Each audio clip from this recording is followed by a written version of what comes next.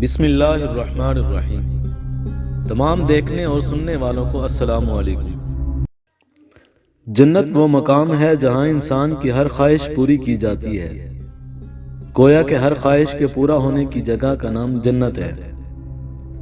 جتنے بھی بہشتی مرد اور عورتیں ہوں گی وہ سب گورے رنگ، جوان اور خوبصورت ہوں گے۔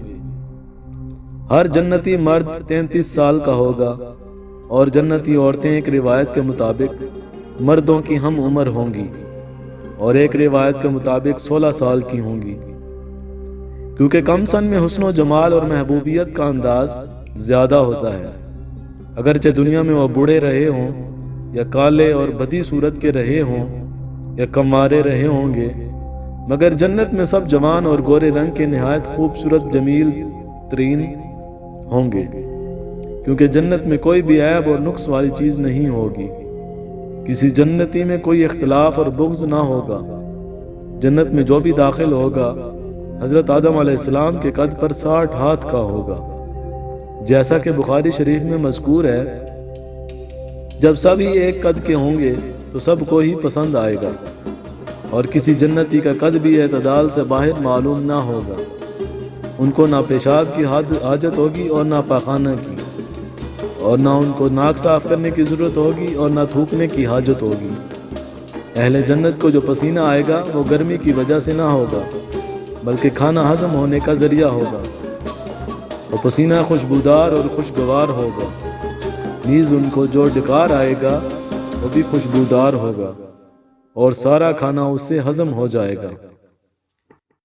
اہل جنت کے جسم پر بال نہ ہوں گے اور سب مرد و عورت بے داڑھی کے ہوں گے، البتہ سر پر بال ہوں گے اور سینہ و پنڈلیوں پر جو بال ہوں گے بہت ہلکے ہوں گے اور خوب بھرے ہوئے نہ ہوں گے، جن سے کھال کی خوبصورتی دب جائے۔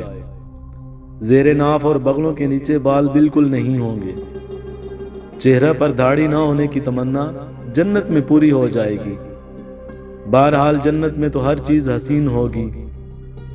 داڑھی نہ ہونے پر بھی مردوں کا حسن دوبالا رہے گا اور اندر سے بال نکل کر نہیں آئیں گے، جن کو مونڈنا پڑے اور اس کی وجہ سے کھال خراب ہو۔ جنتیوں کی آنکھیں ایسی حسین ہوں گی کہ بغیر سرما لگائے ہی سرمگی معلوم ہوں گی۔